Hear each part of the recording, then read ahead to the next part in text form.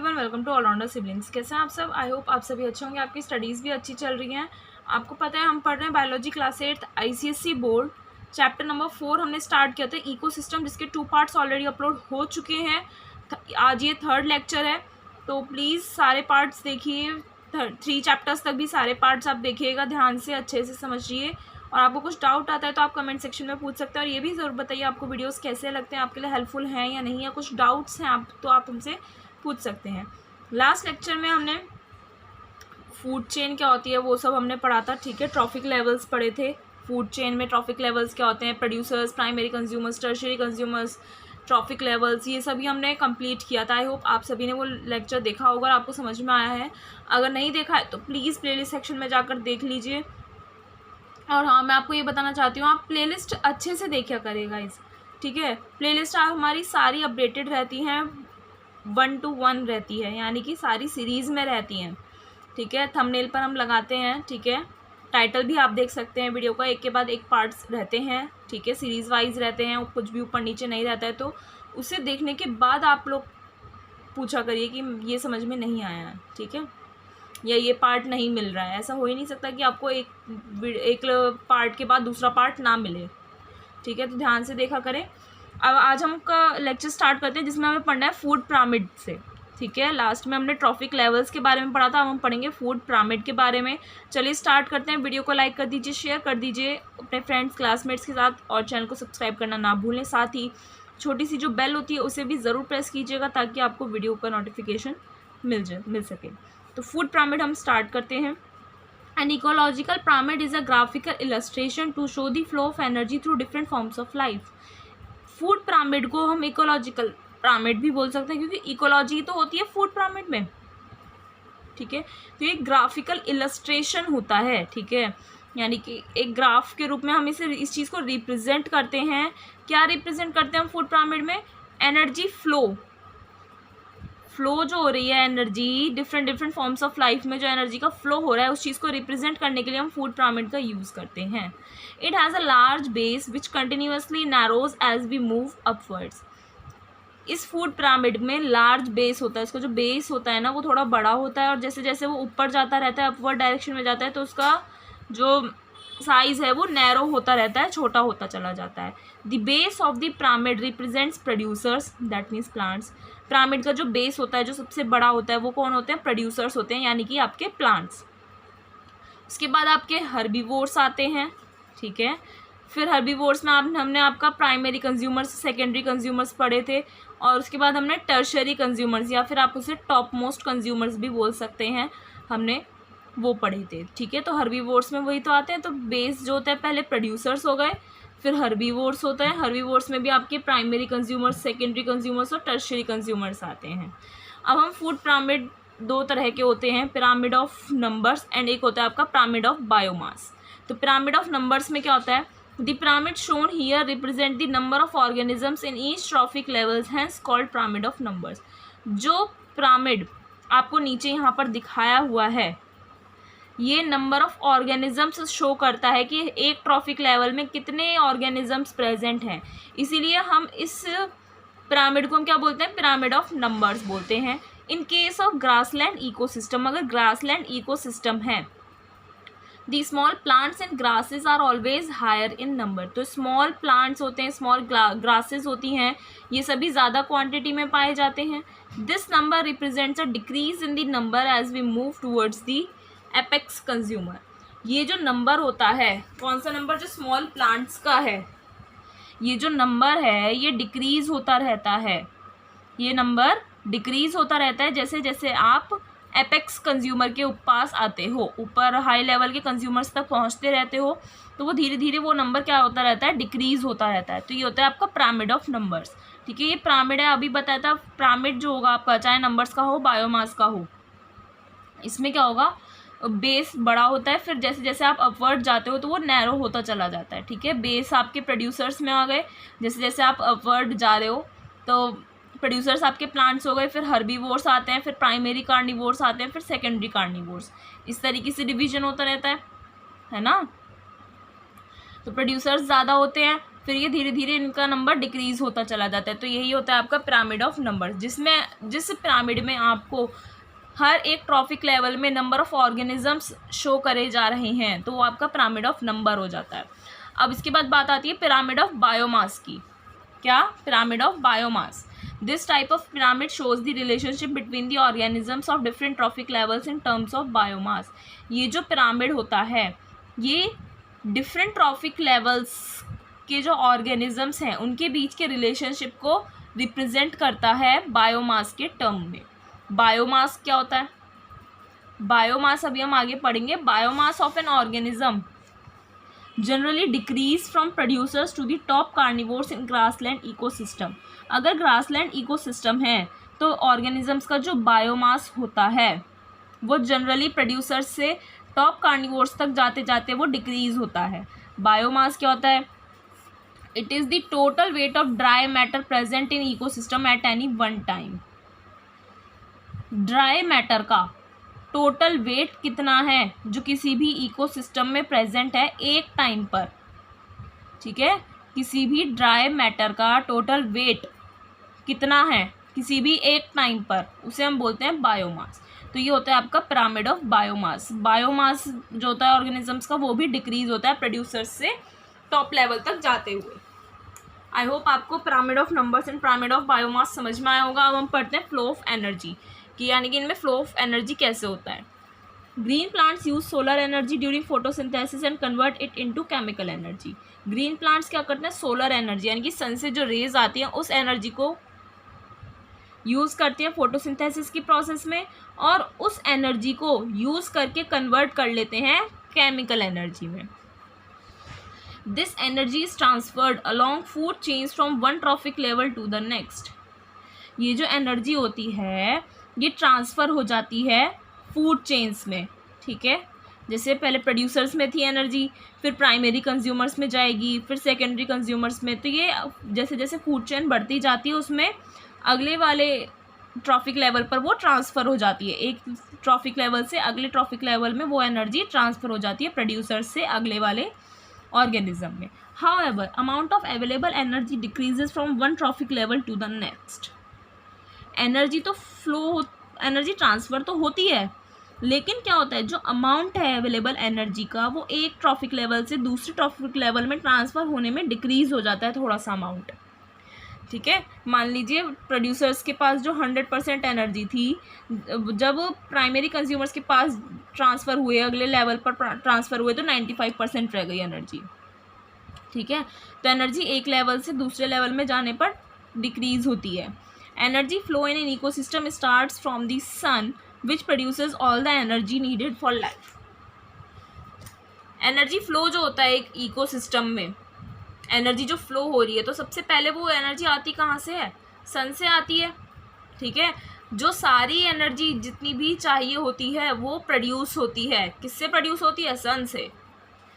Green plants और the producers are also called autotrophs. Green plants या फिर producers को हम और क्या बोल सकते हैं? ऑटोट्रॉप्स बोलते हैं। ऑटो में यानी खुद बनाना, है ना? तो ये क्या करते हैं? These organisms harness the energy of the sun and convert it into sugars. ये जो ऑर्गेनिजम्स होते हैं, कौन से ऑर्गेनिजम्स? ग्रीन प्लांट्स या फिर प्रोड्यूसर्स या फिर ऑटोट्रॉप्स जिसे हम कहते हैं, ठीक है?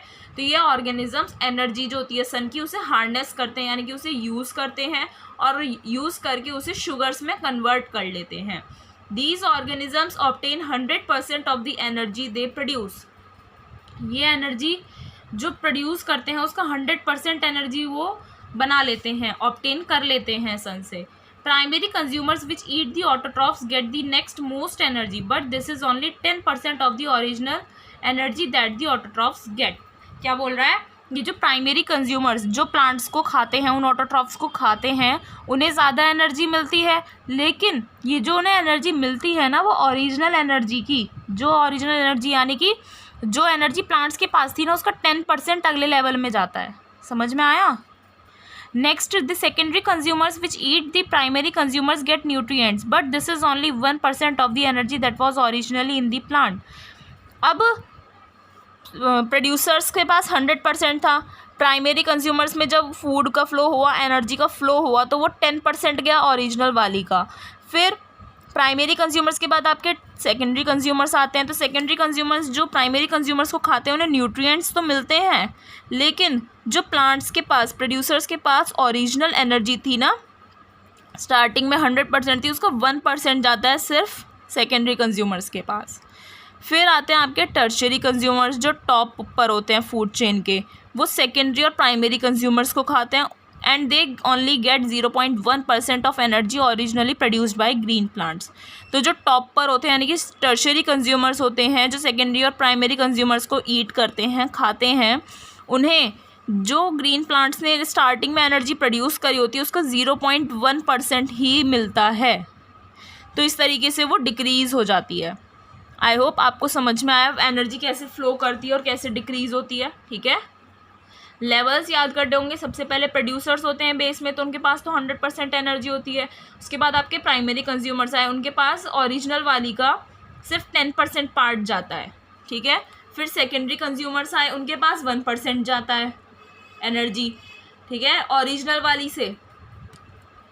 और सेकेंडरी के बाद आपके टर्शियरी कंज्यूमर्स आते हैं जिनके पास ओनली 0.1% पार्ट जाता है of original energy.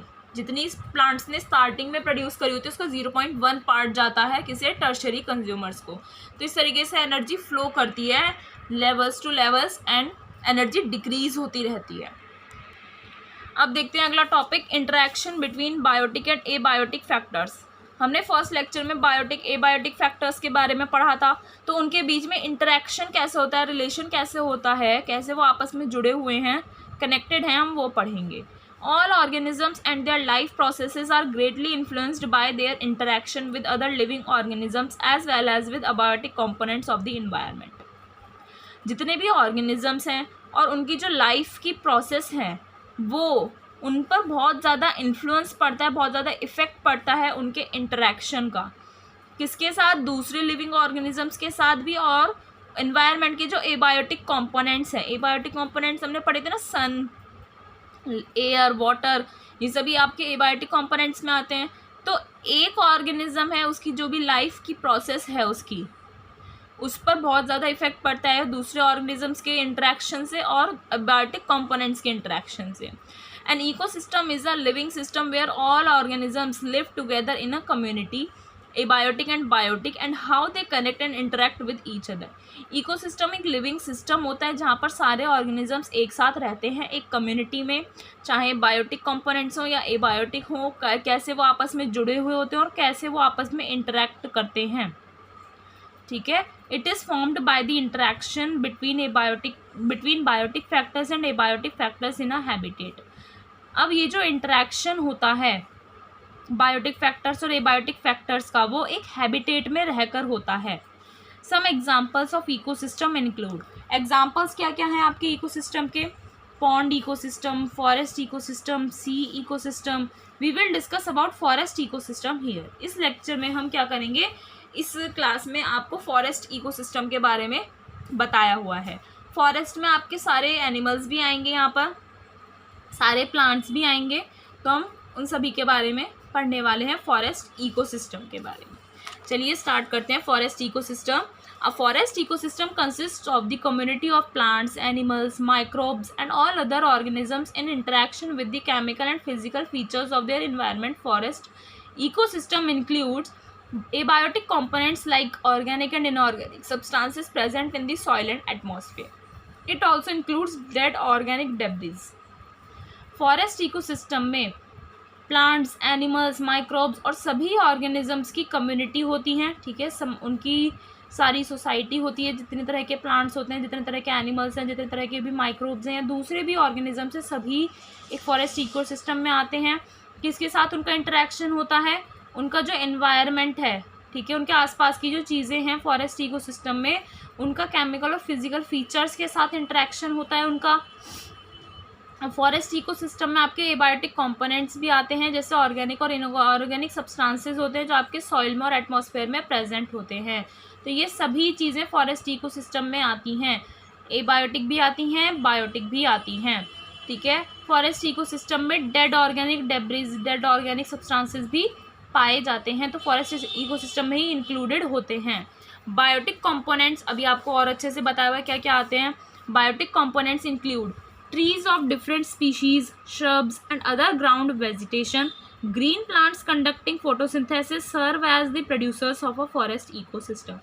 Biotic components में different species के different shrubs और डिफरेंट ग्राउंड वेजिटेशंस के ट्रीज पाए जाते हैं। ग्राउंड वेजिटेशन यानी कि जो घास फूस होती है वो भी आपकी बायोटिक कंपोनेंट्स में आ गई, ठीक है। डिफरेंट टाइप के ट्रीज भी सब बायोटिक कंपोनेंट्स में आ गए।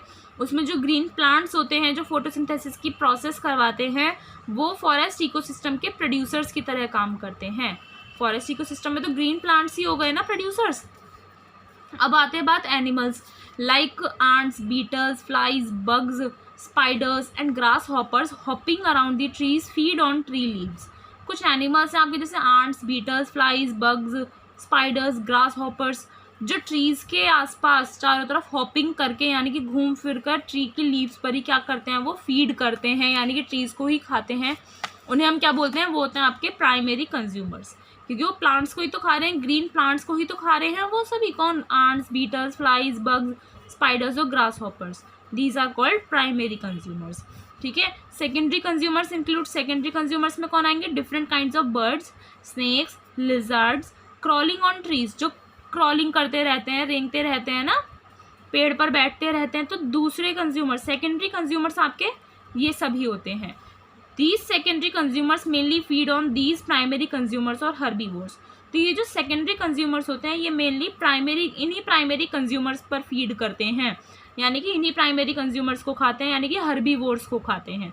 हर्बीवोर्स कौन होते हैं, जो प्लांट्स वगैरह खाते हैं सिर्फ, है ना, हर्ब्स खाते हैं सिर्फ। तो ये जो आंट्स हैं, beetles, flies, bugs, spiders, grasshoppers, ये सभी ट्रीज की लीव ही तो खाते हैं। लीव्स जो होती हैं, पत्तियां जो होती हैं पेड़ों की, वही तो खाते हैं जो आपके हो गए primary consumers, that means herbivores. तो उन हर्बीवोर्स को कौन खाता है, फिर सेकेंडरी कंज्यूमर्स खाते हैं। सेकेंडरी कंज्यूमर्स में आपके आगे बर्ड्स, स्नेक्स, लिजर्ड्स, ठीक है। उसके बाद आपकी बात आती है टॉप कंज्यूमर्स की। टॉप कंज्यूमर्स यानी कि tertiary consumers like tiger, lion, leopard feed on such animals. तो टाइगर, लायन, लेपर्ड जितने भी जंगली बड़े जानवर होते हैं वो सभी प्राइमरी और सेकेंडरी कंज्यूमर्स को खाते हैं। सिंपल सी बात है, ठीक है। डिकम्पोजर्स इंक्लूड, अब डिकम्पोजर्स भी पढ़े थे हमने, याद होगा आपको। So decomposers include wide variety of microorganisms. Decomposers में बहुत सारे माइक्रो ऑर्गेनिजम्स इंक्लूडेड होते हैं, जैसे आपके fungi and bacteria. The decomposers of the forest ecosystem break down dead plants and animals returning the nutrients to the soil to be made usable by the producers. ये decomposers क्या करते हैं, forest ecosystem में जो decomposers होते हैं, fungi, bacteria होते हैं, वो डेड प्लांट्स और डेड एनिमल्स को ब्रेक करते हैं, उनका ब्रेक डाउन करते हैं, उन्हें खा पी कर जैसे भी है, ठीक है। उनका ब्रेक डाउन करने के बाद जो एनिमल्स और प्लांट्स मर जाते हैं उन्हें, ठीक है, ये जो डिकम्पोजर्स होते हैं उन्हें, जो एनिमल्स और प्लांट्स मर जाते हैं उनका ब्रेक डाउन करते हैं ताकि उनमें जो न्यूट्रिएंट्स हैं वो सॉइल में वापस जा सकें और प्रोड्यूसर्स उन्हें यूज़ कर सकें फिर से। डिकम्पोजर्स का ये काम होता है। आई होप आपको डिकम्पोजर्स का काम समझ में आया, और फॉरेस्ट इकोसिस्टम में कौन कौन से लेवल पर कौन कौन से ऑर्गेनिजम्स पाए जाते हैं वो भी आपको समझ में आया होगा, ठीक है। अब हम पढ़ते हैं flora and fauna in a forest ecosystem.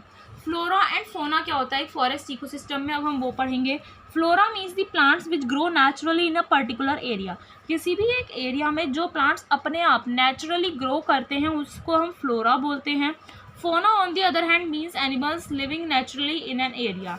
और फौना हो गया किसी भी एक एरिया में जो जो एनिमल्स नेचुरली रह रहे हैं उन्हें हम बोलते हैं fauna. There are different types of forest found in different regions of the world. World के डिफरेंट रीजन्स में, डिफरेंट एरिया में डिफरेंट टाइप्स के फॉरेस्ट पाए जाते हैं, जैसे tropical, temporal, boreal and arboreal forest. Therefore, plants and animals living in forest of cold regions will be different from forest in warmer regions. इसलिए जो plants and animals cold regions वाले forest में रह रहे हैं और जो plants and animals warmer area में रह रहे हैं, warmer area वाले जंगलों में रह रहे हैं, तो वो सभी आपके अलग अलग होंगे, ठीक है। देखिए ना, ठंडे जंगल में अलग एनिमल्स होते हैं जहाँ पर ठंड होती है, और जहाँ पर गर्मी होती है वहाँ पर अलग अलग एनिमल्स और अलग अलग तरह के प्लांट्स पाए जाते हैं। अब हम पढ़ते हैं रोल ऑफ फ्लोरा। ये सभी जो अब हम पढ़ने वाले पूरा फॉरेस्ट इकोसिस्टम चल रहा है ये, ठीक है। अब हम पढ़ेंगे रोल ऑफ फ्लोरा। फ्लोरा कौन होते हैं? प्लांट्स, ठीक है, जो प्लांट्स नेचुरली किसी भी एरिया में रहते हैं, ग्रो करते हैं, तो उसे हम बोलते हैं flora. Role of flora, plants maintain the natural forest ecosystem. Plants जो होते हैं वो क्या करते हैं? फॉरेस्ट इकोसिस्टम को मेंटेन करके चलते हैं, उसमें बैलेंस बनाते हैं। प्लांट फ्लोरा में क्या क्या आ गया? It comprises of a variety of trees, herbs, shrubs and mosses. All animals directly और indirectly depend on plants for their food. आपको पता है जितने भी एनिमल्स हैं, चाहे डायरेक्टली करें या इनडायरेक्टली करें, वो प्लांट्स पर ही तो डिपेंड करते हैं अपने फूड के लिए। For example herbivores eat plants, herbivores जो है वो प्लांट्स को खाते हैं। And carnivores and omnivores feed on herbivores, और कार्निवोर्स और ओमनिवोर्स हर्बीवोर्स को खाते हैं। सो प्लांट्स डायरेक्टली और indirectly provide food to all other organisms. इसीलिए प्लांट्स जो है चाहे डायरेक्टली हो या चाहे इनडायरेक्टली हो, सभी ऑर्गेनिजम्स को फूड प्रोवाइड करते हैं। The plants take in carbon dioxide for photosynthesis and give out oxygen in the atmosphere. Animals take in this oxygen while breathing. Plants जो हैं वो कार्बन डाइऑक्साइड फोटोसिंथेसिस की प्रोसेस के लिए टेक इन कर लेते हैं, ठीक है, ले लेते हैं, और रिलीज़ क्या करते हैं? ऑक्सीजन रिलीज़ करते हैं एटमॉस्फेयर में। फिर एनिमल्स इस ऑक्सीजन को ले लेते हैं जब वो सांस लेते हैं, ब्रीदिंग करते हैं। यही होता है, एनिमल्स ले लेते हैं उस ऑक्सीजन को। Many animals like monkeys and birds depend on plants for shelter. बहुत सारे एनिमल्स हैं जैसे आपके मंकीज और बर्ड्स, वो प्लांट्स पर डिपेंड करते हैं शेल्टर के लिए, यानी कि अपने घर के लिए। Some animals makes holes in the trees and live there. कुछ एनिमल्स जो होते हैं वो ट्रीज में होल्स बना लेते हैं, अपना घर बना लेते हैं, ठीक है, बड़ा सा होल बना लेते हैं और वहीं पर रहते हैं। Birds build their nest on the trees. Birds क्या करती हैं? ट्रीज पर नेस्ट बना लेती हैं, अपना घोंसला बना लेती हैं। So there are a number of insects like grasshopper, moths and ants that live on the trees. बहुत सारे इंसेक्ट्स भी हैं जैसे grasshopper, moths and ants जो ट्रीज पर रहती हैं। तो ये रोल है आपके फ्लोरा का, प्लांट्स का। इसलिए देख रहे हो ना कितना ज़्यादा इम्पॉर्टेंट रोल है।